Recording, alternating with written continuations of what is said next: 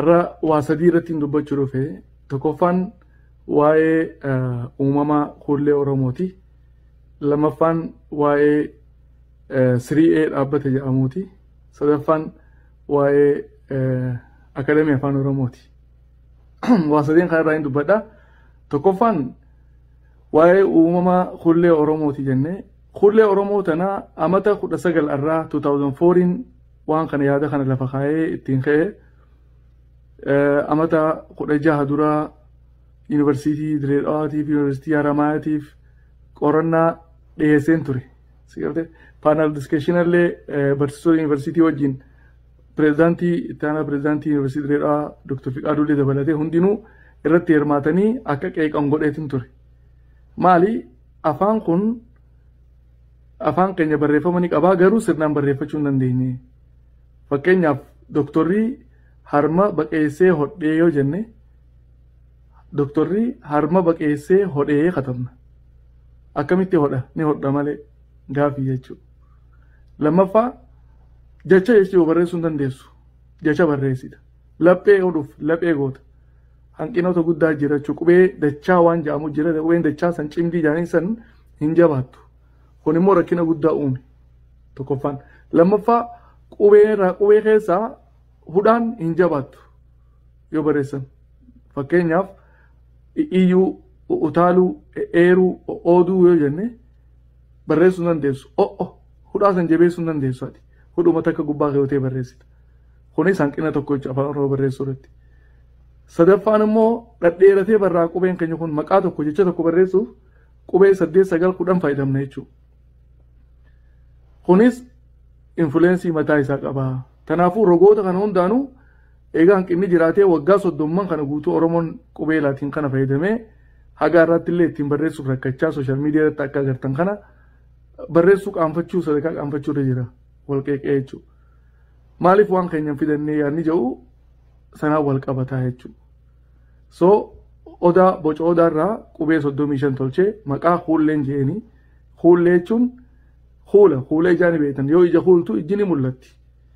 Waan mataa keessa jiru xalayaa gubbatti huultee mul'isu jechuudha yaada keessan kaas keessaa qabdu barreeffamaan dhaloota dabarsuu huuluu jenneen jechuudha. Ni huula jechuudha Oromoon ni huullata barreeffama isaa. Sigalti xalayaa huula jechuudha. So huullee ka jawachi irraa dhufa. Waa hundi isaatu moggaafni isaa hundinuu akkasitti miira Oromummaatiin akka qabu gartee san laalamee godhamee kuni qorannaadha jechuudha. Ammas implementeeshinaa miti ka gaafatame qorannaadha. Qorannaa kana yeroo dhiyeessitu hayyoonni afaanii waan kana ilaalanii saayinsii afaaniitiin ni tahamoo hin ta'u ilaalanii isaanii kan murteessu. Hayyoonni afaanii eessa jireenya waggaatti immoo yuunivarsiitii jiran. Hayyoota yuunivarsiitiitiif dhiyaachuu jalqabee jechuudha. Yuunivarsiitii Direedhawaatiif dhiyaatee ture. Ammallee dhiyootan yuunivarsiitii Wallagga dhiyaate. Fuuldurallee yuunivarsiitii Haramaayyaatiif Direedhawaa koolaaboreeshina godhamee yuunivarsiitii afaan Oromoo qabdu 18 jiru hundaa waliin yaamamee waan kana akka qeeqan. Dadhabina qabaatu kana dadhabinni isaa hin ta'u, cimina qabaatu kana ciminni isaa wanni kun ni ta'a yaada kan nuudha jechuudha. Waan saati Oromoo waan ta'eef naman gaafannu abbaa fedhanii yoo akadeemiin afaanii jiraate akadeemii afaaniitiif dhiyeessita akadeemiin afaanii hayyoota fidee qorannaa irratti teessa jechuudha. Kana wanni ta'ee jechuudha gamanaan. Waa'ee dhaabbata 3A immoo baatii 2 duraan waliqqabaa boordii isaanii san Profeesar Tashoomee itti katabee qorannaa kana ilaalii akka nama Oromootti deebisaa isinirraa eeggadhaan jeen. Assalamu alaikum warahmatullahi wabarakatuh. Ashama harka fuuni. Baga nagaan dhuftan warroonni mana kanaaf haara taatan like share subscribe gochuun irraa uffatina. Egaa qarraan tana waa'ee miidiyaa kanarra deemaa jiru kanarraa waa xiqqoo dubbanname.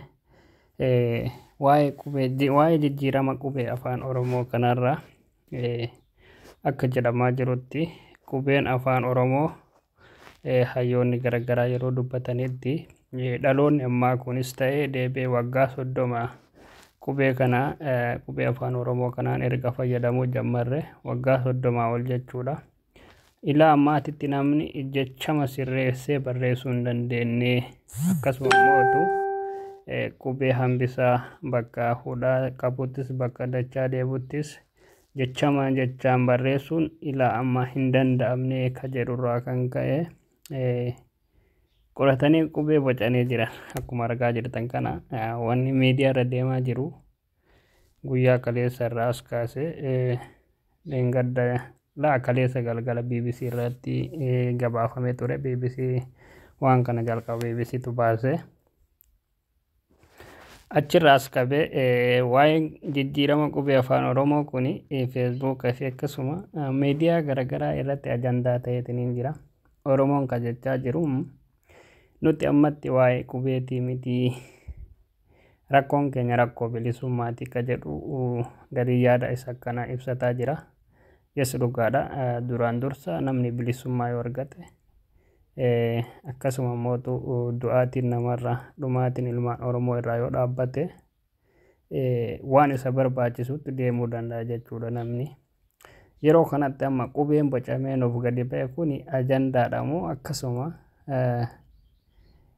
ajandaadhaaf ta'e moo dhuguma qubeen afaan Oromoo kun dogongora guddaa uumee wanni akkanaa kun bocame ka jedhus namoonni tokko tokko dubbachaa jirani.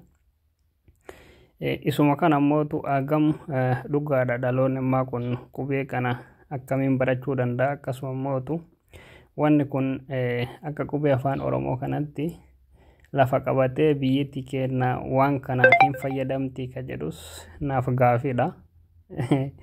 Maaliif fakkeenyaaf afaan Oromoo kun amma namni kenna jechama sirrii barreessuu waa dadhabu qubee keessaa hanqisu malee googilii hunda irratti tiraansleetan yoo gootan addunyaa guutuu akka qubee biyyoota biraatti googilii koree jira jechuudha.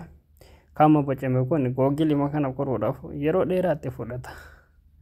Akkasuma mootu akkama bocamee jiru kanatti bocni isaa kana fakkaata garuu xiqqoo isii Amaariffaan wal fakkaataa deebee ka Chaayinaatti illee wal fakkaata ture akkuma fuula iskiriinii kanarratti argitanii. Ajandaa guddaa ta'ee deemaa jira jechuudha Facebook gubbaarratti wanti kun akkamiin baratamuu danda'a akkamiin immootu uummanni keenya irratti walii galee qubee afaan Oromoo kana balleessuun ni danda'ama. An akka mataa kootitti akka yaada mataa kootitti isuma ittiin barannee ittiin barreessinee ittiin dubbannee ittiin iyyataa ittiin falmataa jirru kana kanuma haga dandamaa ta'een qubee kana barachuudha malee qubeen kun seenaa qaba. Namni jalqaba qubee afaan Oromoo kana hundeesse Sheekh Muhammad Rashiid jedhama dhalataa Harargeeti. Seenaa guddaa qaba jechuudha. Qubee kana mootu balleessuun ni danda'ama. Ka bocame kanarratti hagam takka namni baratee waan kanaan walii barreessuu danda'a ka jedhu.